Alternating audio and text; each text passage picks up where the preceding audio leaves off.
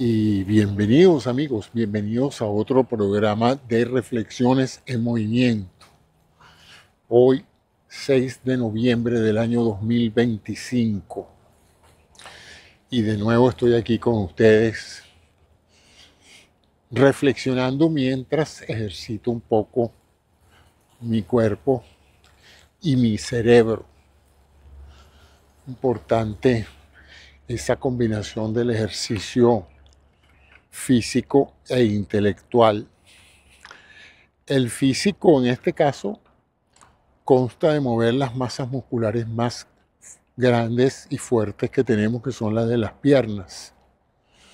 Músculos grandes, músculo estriado.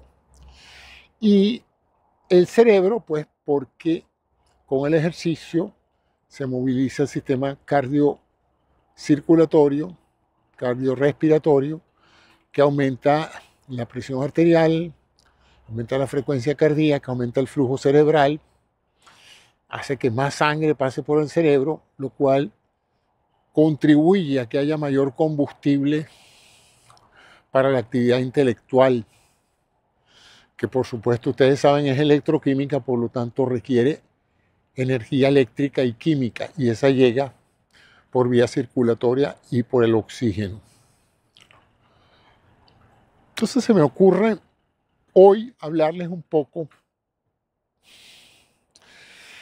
de uno de los aspectos más importantes de la existencia humana, que es la percepción visual de nuestra vida. Todos los animales, todos los organismos vivos tienen que tener lo que se llama una percepción de su entorno, de su ámbito de vida. De lo contrario, se hace muy difícil la supervivencia. Y en el desarrollo de múltiples especies quizás no haya órgano más excepcional que el órgano en todas las especies que permite ver, el órgano de la visión, todo el aparato visual que comienza en nuestro ojo, movido por una serie amplia de músculos y de sistemas de control que controlan no solo la orientación del campo visual, sino que también controlan la adaptación a la cantidad de luz a través de la pupila, ¿no? La pupila se dilata o se contrae, controlando pues la cantidad de luz que llega a la entidad receptora de esa luz, que es una membrana extraordinaria que se llama la retina, donde unas células neurológicas llamadas conos y bastones traducen esos fotones de luz que entran por las diferentes cámaras del ojo y la traducen en impulsos eléctricos que llegan al cerebro. Y para que todo eso se vea nítido, tenemos una serie de lentes, o es un solo lente, pero se comporta como un sistema de lentes que enfoca en diferentes distancias focales, dependiendo del interés de ver de cerca, a distancia media o a larga distancia. De tal manera de que el órgano de la visión es algo fascinante, y en términos de actividad cerebral y en términos de adaptación al ambiente, es el órgano que más contribuye con información al cerebro sobre lo que está pasando. Solamente seguido por el tacto, ¿verdad? Porque el órgano, digamos, de mayor tamaño que tenemos es la piel y el sistema nervioso, que sensa constantemente todo lo que rodea la piel, la temperatura, las fuerzas, las presiones, todo lo que usted siente a través de la piel, toda esa información llega al cerebro y es muy vasta. Pero nada se compara con la cantidad de información que le llega al cerebro por la vía del sistema de visión. Y probablemente un tercer sistema de evaluación de la realidad sea la audición. ¿Eh? La audición que mide pues los sonidos, los cambios de presión en el aire o en cualquier otra estructura por el cual se conduzca el sonido, son ondas mecánicas, todo eso también llega al cerebro. El cerebro entonces integra todo eso y el tacto, la audición y la visión conforman, no sé, se me ocurriría decir que el 80-90% de lo que llamaríamos el sensorio situacional. Es el sensorio que nos permite saber dónde estamos situados, qué nos rodea, qué está cerca, qué está lejos, de dónde se produce un sonido, quién lo está produciendo, qué están diciendo, etcétera. Las áreas del lenguaje. Y luego, bueno, como la alimentación es tan importante y lo que metemos en el cuerpo es muy importante también, están estos otros dos sentidos suplementarios como son el gusto y el olfato, que tienen también una importancia muy grande, pero no representan en términos de volumen de información situacional, no se comparan con la audición, la visión y el tacto. Y hoy me voy a concentrar en la visión. Me voy a concentrar en la visión porque la visión para mí ha sido objeto de fascinación a través de mi vida. Y no solamente para mí, para todo el mundo. Yo diría que si le preguntamos a cualquier ser humano, una de las cosas que más teme perder es el sentido de la visión. Y ciertamente las personas invidentes utilizan una enorme cantidad de su actividad cerebral para valerse de otros sentidos para compensar esa falta de información visual que les permite situarse en el espacio y en su entorno, ¿no? La fascinación del hombre por lo que ve y cómo lo ve lo ha hecho también desarrollar la posibilidad de imitar, de crear imágenes de lo que ve.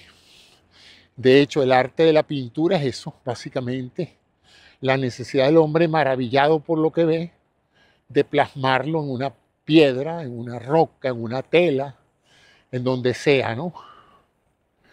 Y de esa manera, pues, el hombre trataba de perpetuar, el hombre, la mujer, estoy refiriendo al ser humano, trataba de perpetuar la magnificencia de lo que se veía, recreándolo, pintando lo que él veía. Y siempre con una gran frustración, aquellos que no tenían el talento artístico para bocetear o crear algo que recordara una visión.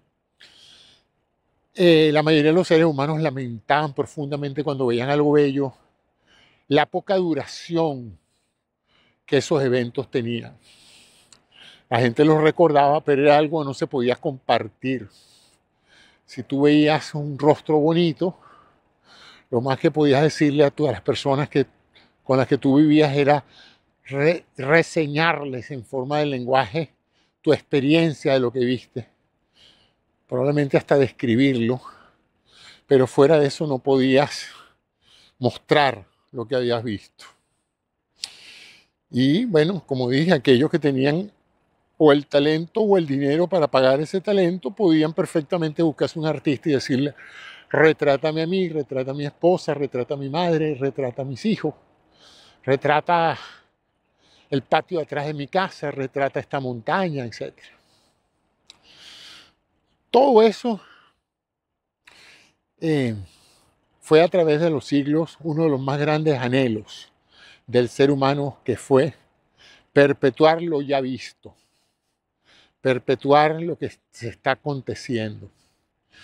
Y aunque algunos desarrollaron grandes capacidades artísticas y hacían cuadros, pinturas sumamente realistas, sumamente descriptivas de la realidad que observaban, no es menos cierto que no era nada fácil y que por otro lado tomaba mucho tiempo, ¿no? O sea que lo que se terminaba pintando era una visión tardía y sumamente subjetiva de lo que había pasado. Y entonces nació la fotografía.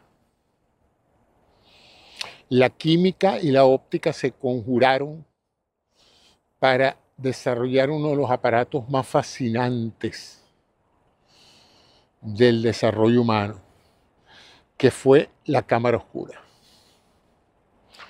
Es decir, la posibilidad de crear una caja donde, abriendo un pequeño orificio por donde pasara la luz, la imagen frente a esa caja se veía proyectada en la parte posterior al lado del orificio, en forma de una imagen invertida de arriba abajo y de derecha a izquierda. Y bueno, el que se metía dentro de esa caja negra se daba cuenta de que qué maravilla, ¿no? La luz entra y se proyecta y se ve la imagen al revés e invertida. Pero la pregunta era, sí, bueno, perfecto, lo que estamos es viendo lo que podríamos ver con el ojo, lo estamos viendo ahora proyectado en un plano. Por muchos años muchos artistas, dibujantes, pintores usaron esa cámara oscura para bocetear, para hacer el trabajo básico de proyección y poder usar esa imagen de fondo para sobre eso recrear la pintura arquitectónica. Es decir, si tú querías fotografiar una catedral o querías imaginarte algo, tú ibas y te metías o usabas los recursos para ver la imagen proyectada y aprovechabas de dibujar en esa pared donde estaba la imagen proyectada la posibilidad de recrear para eventualmente hacer el trabajo artístico. Sin embargo, alguien dijo, pero ¿no habrá alguna manera de colocar una placa allí donde se proyecta la imagen y que esa placa quede impregnada de luz, quede modificada de alguna manera, que cuando se procese con algunos químicos se pueda rescatar la distribución de la luz en esa placa? Y así nació la fotografía, como una extensión de la caja negra a la cual se le incorporó una lente para enfocar, para graduar la cantidad de luz, y se le incorporó una placa, al principio una placa de vidrio cubierta de sales de plata. Esas sales de plata formaban una pequeña emulsión, ¿verdad?, que cuando se era sometida a la luz alteraba la química de las sales de plata, y entonces esas luego, si eran pasadas por ciertos químicos que fijaban esa alteración y la hacían permanente, ese proceso rescataba la imagen invertida en luz de lo que se estaba proyectando. Déjenme ponérselo. La imagen entonces era invertida de arriba abajo, de derecha a izquierda, y donde había luz se quemaba la placa y por lo tanto aparecía negra. Y donde no había luz, pues la placa se mostraba transparente. Una placa de vidrio. Y así surge la primera placa fotográfica. ¿Cómo se llama eso? Un receptor de luz en el plano de una superficie a donde se proyectó una imagen en un momento dado. Y entonces con unos químicos se podía revelar, ¿verdad?, hacer invertir, que lo negro fuera blanco y lo blanco fuera negro, invertir el contraste, y por lo tanto entonces se convertía ese negativo original en una fotografía en positivo. y luego pues a través de otra corrección óptica se podía entonces hacer que lo que estaba antes invertido de arriba abajo y de derecha a izquierda se ubicara en la posición correcta. Y así nace la fotografía. Los primeros lo inventó un francés llamado Daguerre y su tecnología se llamaba el daguerrotipo, siglo XIX. Y así empezó una etapa en la vida del órgano de la visión. Por siglos, lo que el hombre veía, lo veía en vivo. No había forma de ver algo que ya había pasado. Simplemente o usted estaba ahí o no lo vio. Y entonces eso hacía que la percepción que millones de seres humanos tuvieron de la existencia de ellos, de sus familiares y amigos, dependía enteramente de su memoria, de recordar cómo lucía el abuelo, de recordar cómo lucía el niño cuando era pequeño.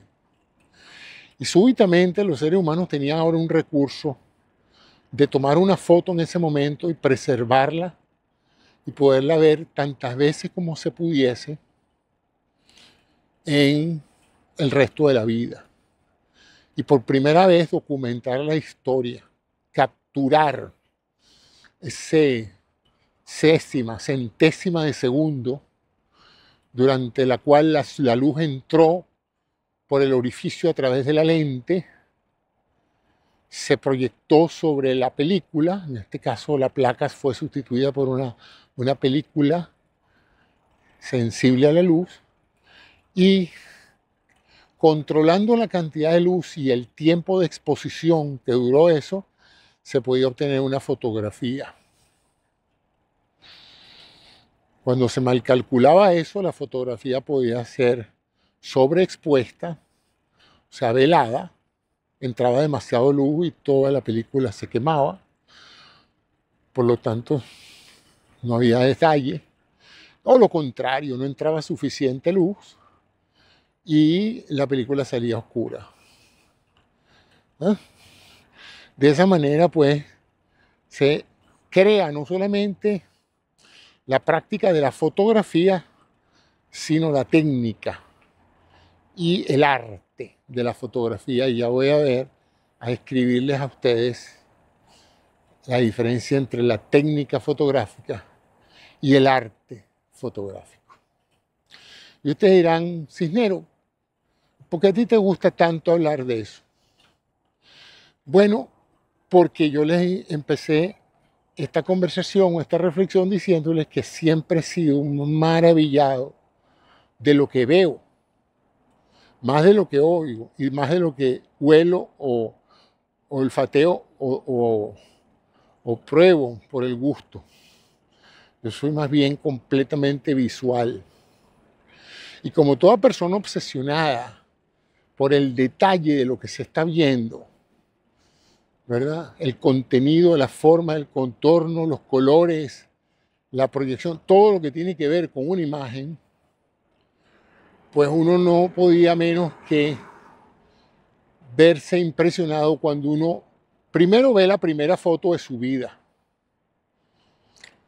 Que a diferencia de un espejo, donde uno se ve en un espejo, uno se ve en vivo, pero la imagen cambia dependiendo de a dónde usted oriente el espejo. Además, el espejo le está dando una imagen suya en tiempo real, pero no perecedera.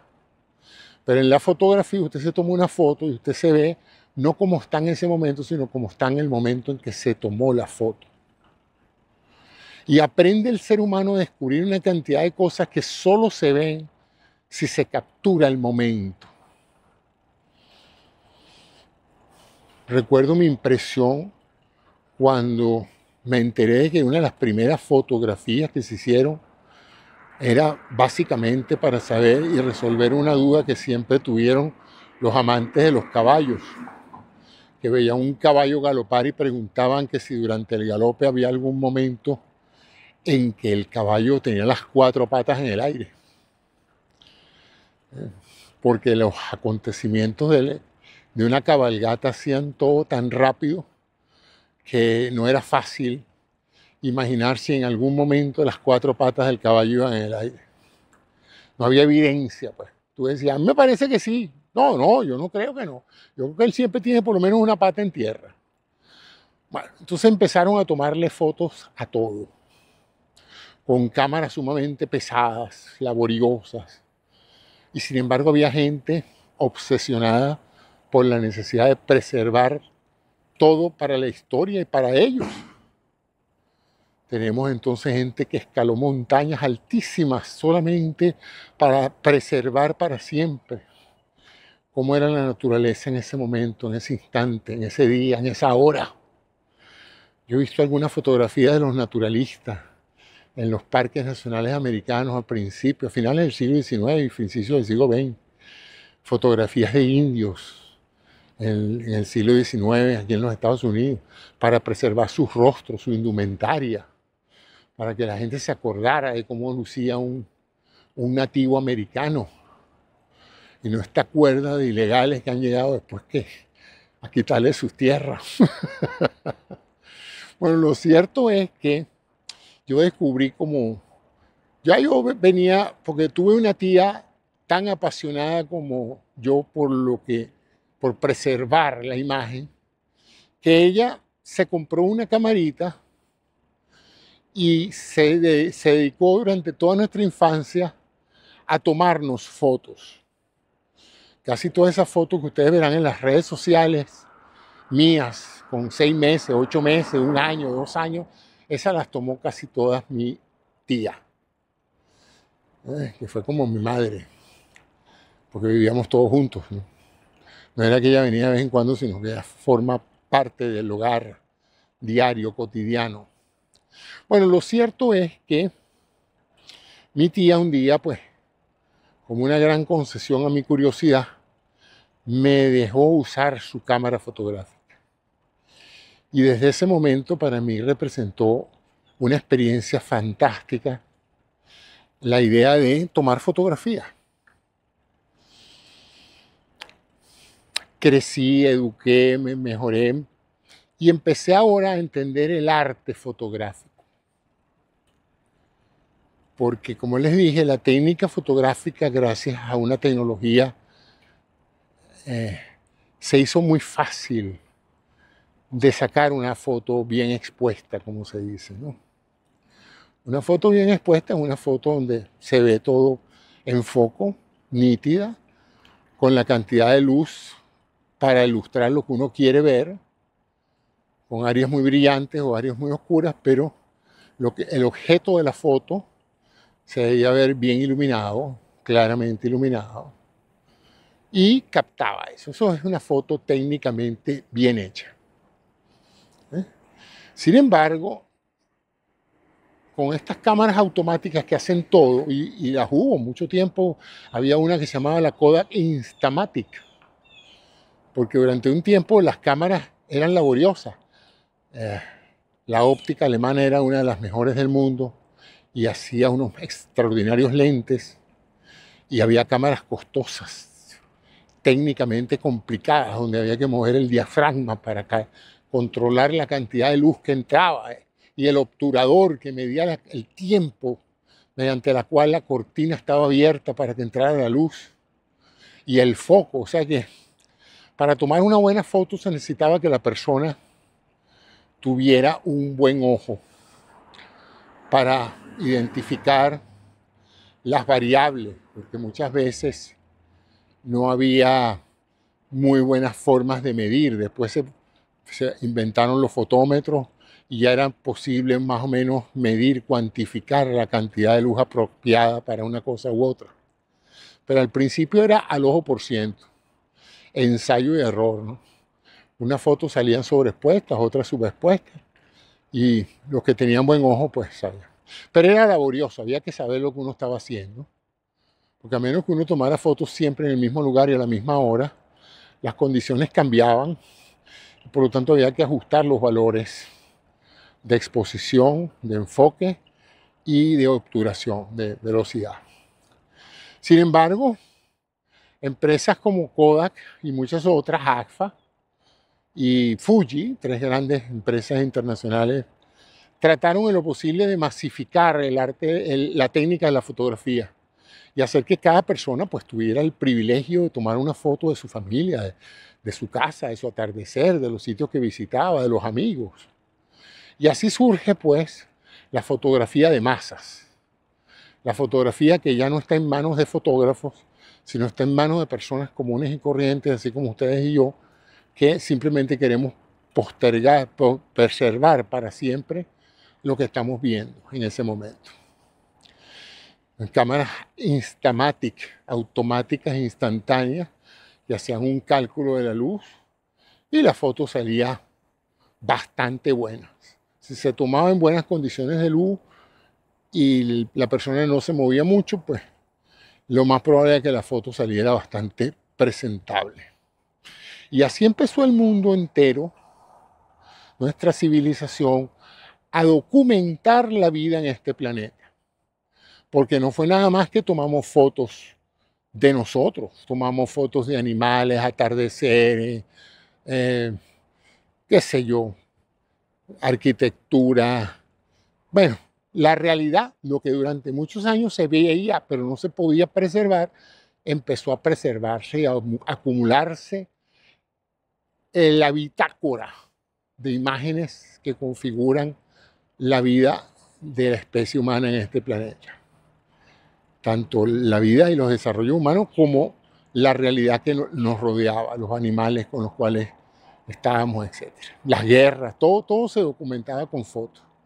La fotografía pasó a formar parte de todo. ¿Qué aspectos fuera del hecho documental tiene la fotografía? Que haya fotografía que impactaban no por la manera, perdón, no por lo que mostraban, sino por la manera en que lo mostraban. Y entonces empezó el público consumidor de imágenes a darse cuenta que habían fotos mejores que otras.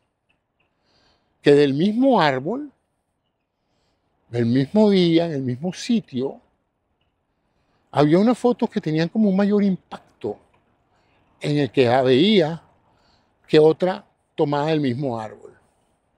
Y empezó la gente a preguntarse, pero bueno, ¿será la cámara? ¿Será que esta cámara es mejor que la otra? Es posible, una buena cámara tiene mejores lentes, una buena película tiene mejor sensibilidad y ciertamente los controles y el control que el fotógrafo hace sobre esos variables pues determina mucho la calidad. Pero no era nada más un factor de calidad, era lo que ahora conocemos como la composición fotográfica. Es decir, no es la parte técnica, sino una manera especial de presentar la realidad en forma artística.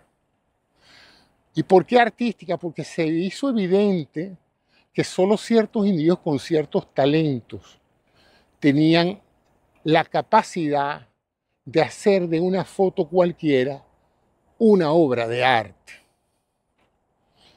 Y entonces, a pesar de que miles de personas tomaban la foto de el Empire State todos los días, esa en particular que tomó ese individuo desde ese ángulo, con esa luz, con esos elementos, con esa proyección, con esa distancia focal, esa era diferente, era más atractiva, era más seductora, atraía más la vista, atraía más, generaba incógnitas. Incluso muchas de ellas se podrían haber sido consideradas como mal tomadas. Muchas se veían parcialmente desenfocadas o necesariamente muy oscuras o muy claras. Y sin embargo, todo el mundo quedaba maravillado con esa foto, porque eran fotos artísticas. Es más, hay un chiste en la fotografía que es, si algo no está desenfocado en la imagen, no es artística. Es bien interesante ese concepto de qué es lo que tiene que estar enfocado y lo que no tiene que estar enfocado en una imagen. Pero lo cierto es que empezó a apreciarse el arte fotográfico, las exhibiciones. Y empezaron los fotógrafos a especializarse. Unos se especializaron en desnudos, otros en rostros, otros en fotografía callejera, lo que se llama fotografía urbana. Otros se dedicaron a las fotos de guerra, otros a las fotos de atardeceres. Y muchos como yo, pues pasamos de una etapa en otra. En una etapa le tomábamos la foto a todo lo que se movía. En otra etapa no pelábamos un atardecer o un amanecer. En otra época eran los pájaros. Qué sé yo. Uno va pasando por las diferentes etapas, tratando siempre de tomar buenas fotos técnicamente, pero de encontrar un estilo artístico en la parte de la tomadera de fotos. De tal manera que lo que diferencia a un fotógrafo artista de un simple fotógrafo es esa capacidad de encontrar los ángulos, las imágenes, los temas, la relación de luz, el claroscuro o los colores, las combinaciones de colores, porque ahí se divide la fotografía en dos grandes campos, ¿no? El campo de la fotografía de la luz, que es la que mucha gente llama blanco y negro. No es nada, ni es ni blanca ni es negra. Es de grises. Y es de grises, pero no es nada más un color gris, es luz. Es la capacidad de captar la luz, desde la más intensa hasta la más tenue. Entonces no es la fotografía blanco y negro, es la fotografía de la luz. No quiero que se distraigan con el color, no quiero que el color lo sature psicológicamente cuando vean la foto. Quiero que sea la luz la responsable de la parte artística de la foto. Y si usted dice, pero ¿por qué no la tomaste a color? Usted le dice, tú no tienes la menor idea de lo que estás hablando. Si la tomo a color ya no es una imagen de la luz, es una imagen del color, es una imagen de la realidad. Los seres humanos vemos a color, por lo tanto el color es la realidad. Sin embargo, la parte artística de cómo la luz se refleja en los objetos, crea sombras, crea destellos, crea cosas brillantes y oscuras.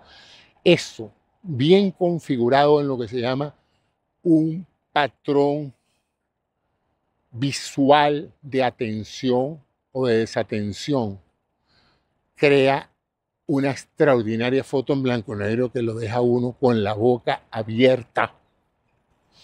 Y es cuando uno ve fotografías emblemáticas. Vayan a internet y busquen ahí en YouTube las mejores fotografías de la historia, para que vean que la inmensa mayoría son de la luz, de blanco y negro.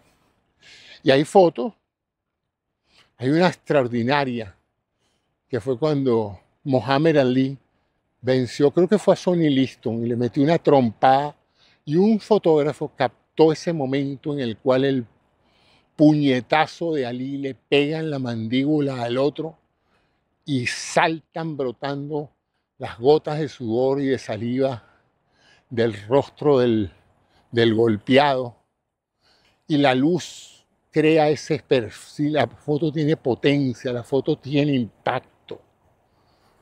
Y ese momento yo siento que se deben haber tomado miles de fotos, pero solamente esa tiene esa parte artística que la hace una extraordinaria obra de arte.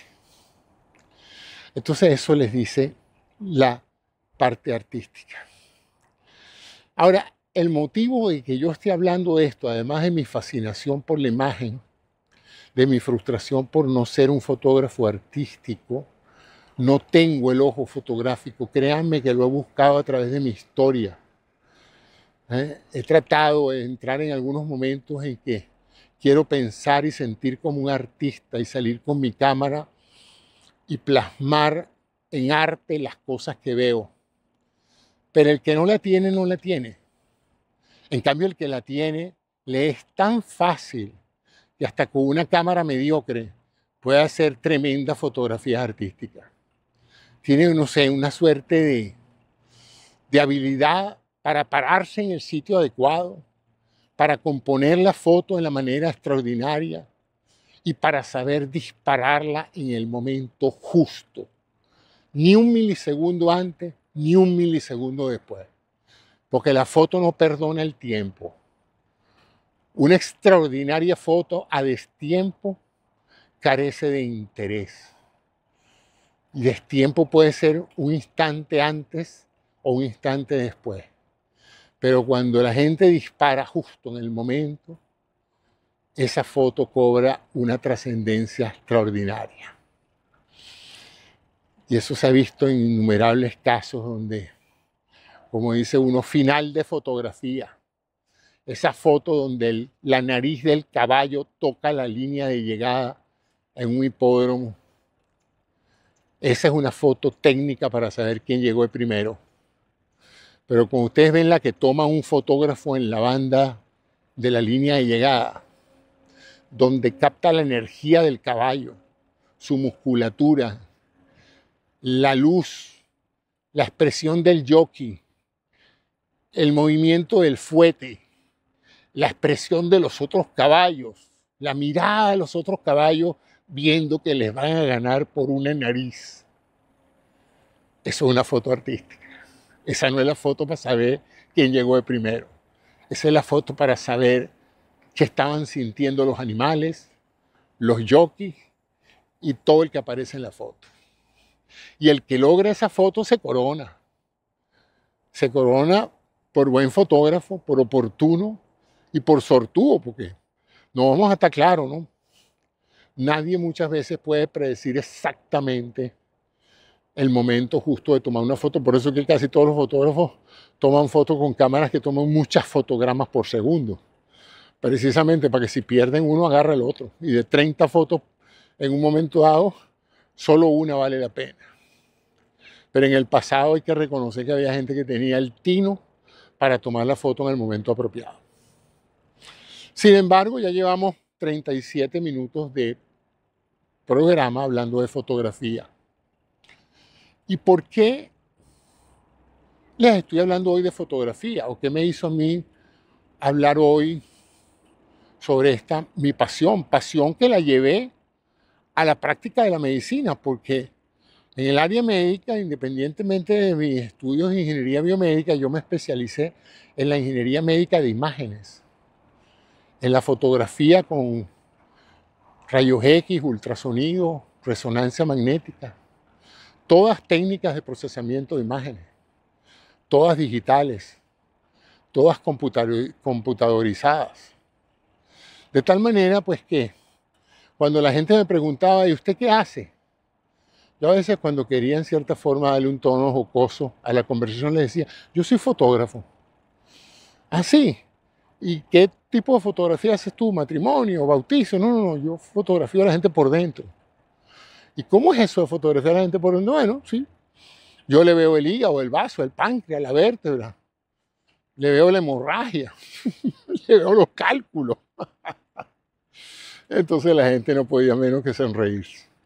Bueno, pero la razón por la cual hoy estoy reflexionando sobre esto es por una razón más preocupante. Y lo voy a decir francamente. Eso que cautivó por casi 200, vamos para 300 años, la vida del hombre, como fue el disfrute de la fotografía, el disfrute de la captura, exhibición y procesamiento de imágenes de eventos que ya ocurrieron, va a desaparecer. ¿Sí? Va a desaparecer. Es muy probable que usted y yo, que estamos en este momento a destiempo, usted no está en este momento conmigo, pero yo voy a estar con usted cuando usted esté viendo este video. En eso somos probablemente la última generación que va a disfrutar de haber visto fotografías que reflejaron de alguna manera u otra la realidad.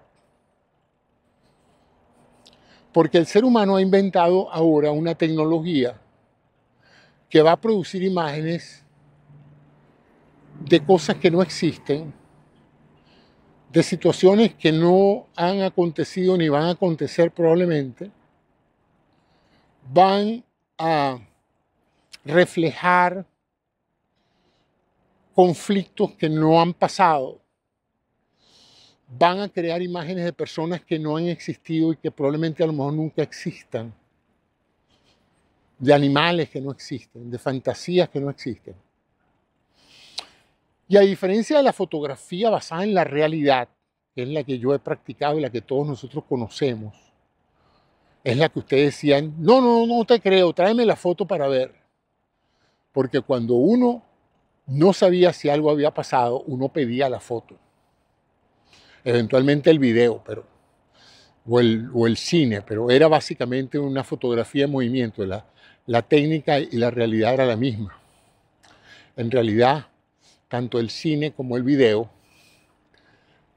podíamos en un momento dado pensar que reflejaba la realidad. Ya el cine había empezado la tendencia a crear realidades inexistentes a través de una serie de trucos fotográficos.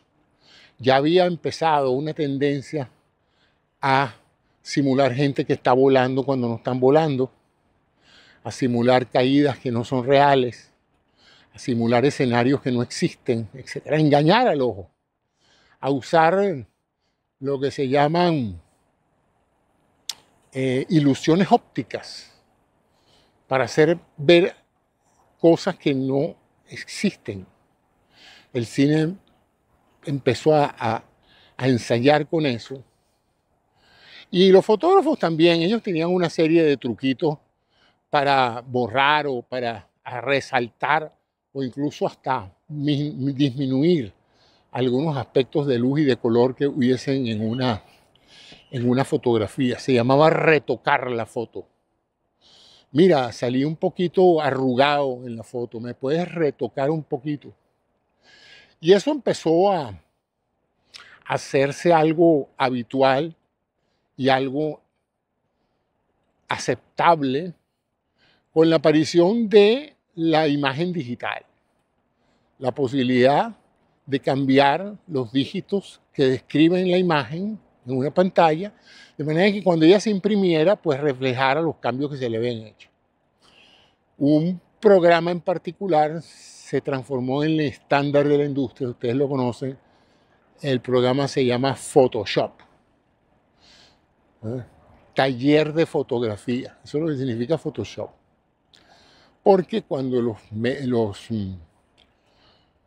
fotógrafos terminaban de tomar la foto y se iban a su laboratorio, ellos lo llamaban el shop, la tienda. Entonces se metían en el laboratorio, apagaban las luces, con una luz roja, y entre el uso de la ampliadora, las lentes y una serie de truquitos, los fotógrafos podían mejorar o empeorar muchas veces la foto. Mucha gente decía, tú puedes salvar la foto en el laboratorio, en el shop, en el Photoshop. Y entonces le pusieron ese nombre a este software. Y este software efectivamente, a través de la manipulación de los dígitos de la representación binaria de la imagen, podían empezar a cambiar, a eliminar cosas, a acentuar colores, a mostrar luces que no hay, a mostrar cielos más azules que los originales. Y empezó la gente a aceptar una suerte de fotografías trucadas, ¿no? Fotografías que no representaban exactamente la realidad donde fueron tomadas, pero sin embargo, el material, el sustrato sobre el cual Photoshop trabajaba es una foto tomada por un ser humano que se movilizó hacia ese escenario, que a veces arriesgó su vida para tomar esa foto, ¿verdad? Que gastó su dinero en comprar un equipo, que se posicionó, que esperó la hora adecuada, ¿verdad? Que montó su equipo para tomar la foto, que estudió y analizó las variables, ajustó su cámara, tomó una o muchas fotos y luego se fue a su taller, a su cuarto oscuro, y se sentó horas a laborar para producir esa foto. O pasó horas laborando con Photoshop para que la foto fuera mucho más atractiva. Sin embargo, recuerden esto, muy importante, en todo este proceso, el centro de todo esto fue un ser humano. O fue el fotógrafo o fue el editor de Photoshop, pero había un ser humano creando la imagen a partir de la captura de la luz. Ahora, con esa imagenología humana, la voy a llamar así, imagenología, estudio de la imagen, pero humana, creada y procesada por humanos, ha aparecido una tecnología brutalmente eficiente. Fue educada, alimentada y entrenada con millones, billones, trillones de imágenes tomadas por seres humanos. Tomadas en condiciones a veces de altísimo riesgo, desde todo ángulo, desde todo tipo de posiciones, de lentes y de cámaras. Y toda esa inmensa material gráfico, pictórico, fue ofertado a estos modelos de inteligencia artificial que los metabolizaron, que los tragaron, que los digirieron y que producto de ese análisis sistemático de millones y millones de imágenes, ya ellos saben cómo hacerlas. Ellos son la inteligencia artificial, los algoritmos, ya saben cómo numéricamente fabricar la imagen de un niño de 6 meses. Si es varón, si es rubio, si es negro, si está en la playa o en la montaña. Donde quiera que usted quiera crear una imagen, todo lo que tiene ahora que hacer no es pararse de su cama a las 3 de la mañana, bañarse, agarrar su equipo, cargar las baterías, limpiar los lentes, bajarse, montarse en su bicicleta o en su carro para ir a una montaña a tomar un amanecer, exponiéndose a que sea un pésimo día, llueva, le salga un tigre, yo qué sé, todas las cosas que le pueden pasar a alguien que sale tan temprano en la mañana para capturar los primeros destellos del amanecer, y para que esa foto fuera man-made, hecha por un ser humano, human-made. Que después usted la mejorara con Photoshop, sí, pero el esfuerzo, el amor y el deseo de captar eso para el fotógrafo y para todo el mundo era más importante que el cansancio. Cada fotógrafo se enamora de sus fotos, se enamora del momento, del olor, se enamora de la experiencia de haberla tomado. Yo me quedo a veces sorprendido cuando veo mis fotos, como casi siempre me acuerdo exactamente de dónde yo estaba, con quién estaba, qué cámara usé, y bastantes aspectos relacionados con el momento y con la sensación de haber tomado esa foto. Entonces, esas son las fotos con las que todos hemos crecido, hemos visto, esas son las fotos que tenemos de nuestros ancestros, de nuestros hijos, de nuestro todo. Pero está por generarse toda una generación que ya pronto no va a poder distinguir entre la foto de un ser humano de verdad que existe y que alguien le tomó una foto y la foto de alguien que no existe, donde no hubo ni siquiera un fotógrafo, donde no hubo Photoshop, donde no hubo nada. Lo que hizo que eso apareciera allí fue una orden, por ahora todavía emitida por humanos, que le dijo: quiero que me tomes una foto en un amanecer en el parque Yellowstone, en este sitio, a tal hora. Quiero que la foto refleje esto, quiero que haya pajaritos, quiero que haya cerezos en flor, yo qué sé. Usted le dice a la inteligencia lo que quiere y en segundos la inteligencia le hace una foto perfecta, casi perfecta, técnicamente perfecta. Probablemente usted diga, yo no hubiera podido tomar esta foto. Yo no tengo esos lentes. Yo no tengo esa cámara. Yo no tengo esa resolución. El nivel de detalle que está en estas fotos es asombroso. Excepto por algo. Esa foto no tiene historia. Esa foto no la tomó nadie. Esa foto, si tiene un rostro de otro ser humano o un animal, nada de eso es real, nada de eso existe. Esa foto va a competir con la foto que usted tomó del Parque Yellowstone a esa hora. La única diferencia es que cuando usted toma 5, 10, 15, 30 fotos, esta puede generar millones de fotos. Y en la competencia por el consumo de fotos, porque la idea de todo fotógrafo es que más personas disfruten de lo que él vio. Por lo menos esa es la mía. Yo tiendo a fotografiar mucho y a compartir todas las fotos que tomo con toda la gente a quien le he tomado fotos. Así como me gusta que me manden fotos mías en diferentes situaciones tomadas por otros. La fotografía une a las personas. La fotografía les permite centrar en una actividad como compartir lo que se vivió, una relación social. No hay nada más bello con un viejo amor que mandarle una bonita foto de un beso, de un abrazo en algún momento. Aunque ya la relación no exista, la presencia de la foto demuestra que sí existió, que sí fue real. Pero ahora tenemos una situación nueva, inédita. No sabemos cómo los seres humanos vamos a reaccionar a este cambio de paradigma visual, de haber pasado la vida viendo fotos de cosas que sí pasaron, para empezar a distraernos, a entretenernos y a ser persuadidos por imágenes que son totalmente artificiales. ¿Las iremos a aceptar? ¿Las iremos a disfrutar? ¿Eh? Por ejemplo, yo he estado haciendo muchos experimentos recientemente con la fotografía por inteligencia artificial, porque a quien le gusta la fotografía no podemos ignorar la fascinación que tenemos por esta nueva técnica.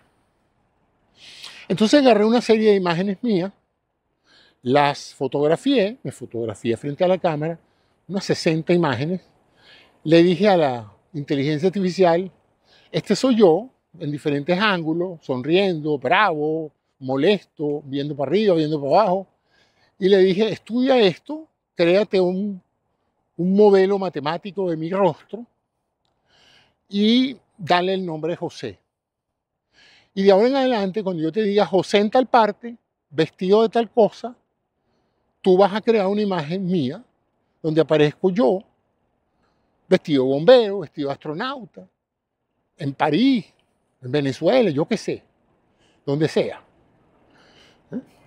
Curiosamente, es increíblemente eficiente creándome o recreándome en mí en situaciones en muchos sitios y lugares donde yo nunca he estado ni voy a estar. Y yo lo veo asombrado porque son muy buenas fotos, muy buenas fotos. Es más, puedo incluso decirle que recree esto. Él no tiene que saber cómo yo sonrío, sino decirle, quiero que me pongas en forma de una carcajada riéndome frente a una botella de refresco. Y ella va, y ella o él, la inteligencia artificial, hace eso exactamente. Y yo digo, caramba, la verdad es que si yo me hubiera tomado la foto haciendo eso mismo, probablemente sería exactamente la misma imagen, muy parecida. Ahora, ¿cuál es la diferencia, José? Bueno, que la foto que yo estoy viendo no tiene historia, no me trae ningún recuerdo, no representa ningún momento en que yo haya estado en París, en Montmartre, como aparezco en esa foto. Aparezco a los ojos de cualquiera que no sepa mucho de esto, dirá, cónchale, José, ¿cuándo estuviste en París? Digo yo, la semana pasada. ¿No ves? Que estoy idéntico. Resulta que a lo mejor nunca he estado allí, nunca he ido a París. Y esta foto, a diferencia de las otras fotos que tengo mía en París, que tienen historia, que recuerdo todo, hasta las incomodidades de las colas y de los fastidios de los turistas, y de que en la foto que yo me tomé justamente se metió alguien cabezón y me robó la foto, como dicen, y no había forma de quitarlo de ahí. Ahora le puedo decir tranquilamente a la inteligencia artificial, toma esta foto y sácale a esta persona y bórrame a este y quítame este poste y quita esta basura de ahí, y lo hace de una manera asombrosa. Entonces estoy pensando lo que ya hay muchos fotógrafos diciendo: si la fotografía hecha, tomada, revelada,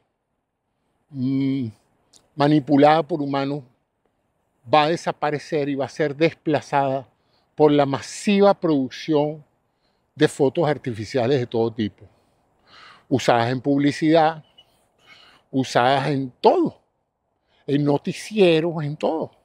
Ya a la hora de cubrir dígame los noticieros, que la idea era montar un señor en un avión, llevarlo hasta el sitio de los acontecimientos, movilizar una inmensa parte técnica para que tomara una foto o un video en el sitio donde están pasando las cosas. Un reportero que ha tenido que dejar a su familia madrugada para montarse en un avión para ir a cubrir un evento, solamente para aparecer 30 segundos en una pantalla con el desastre que está cubriendo detrás, y que parezca pues que la cobertura fue muy buena. Y ya yo me imagino que habrá muchas estaciones de televisión que estarán diciendo: mira, ¿sabes qué es? Esos 30 segundos que no tienen ningún valor artístico, sino un valor noticioso, y que probablemente la mayoría de la gente no va a notar la diferencia. Vamos a hacer una cosa: en vez de mandar al reportero hasta allá, en vez de usar un reportero, en vez de sacar a alguien de la madrugada de su casa para que vaya a cubrir un evento, vamos a usar la imagen digital que tenemos de ese reportero. O si no tenemos ningún reportero, porque el hombre ya no trabaja con nosotros, le decimos que sintetice un nuevo reportero, un reportero inexistente, y lo ubique en el sitio de los acontecimientos. Le damos las instrucciones de lo que queremos que pase detrás del reportero, y damos la noticia y damos el mensaje que también lo va a redactar la inteligencia artificial. Y nos ahorramos un dineral. La emisora parece como que está cubriendo los eventos, y nos ahorramos muchísimo y reducimos el riesgo de manejar y de conducir personas a sitios de desastre, etc. Eso va a venir, señores. Eso va a venir, y nos vamos a ir acostumbrando, como nos hemos acostumbrado a muchas cosas. Como nos hemos acostumbrado a ir a una fiesta y que una persona con 2 cajas de sintetizador sintetiza toda una orquesta sinfónica de 120 músicos. Y uno dice: ¿dónde están los músicos? Están en esa caja. Pero ¿y esa caja genera 120 músicos tocando todo tipo de instrumentos? Sí.